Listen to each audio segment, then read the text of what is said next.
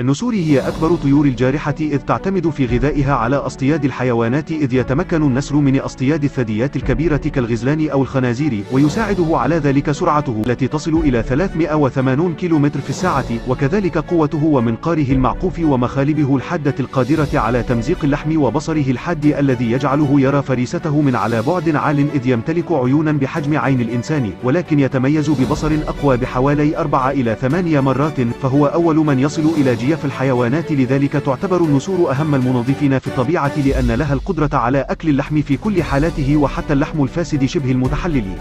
رغم ذلك فإنها لا تمرض بسبب حمض معدتها الذي هو أقوى 100 مرة من الحمض الخاص بالبشر، إذ يمكنه القضاء على بعض أنواع الأوبئة الذي قد يحمله الحيوان الميت. شكرا للمشاهدة، لا تنسوا الاشتراك بقناة معلومات عامة.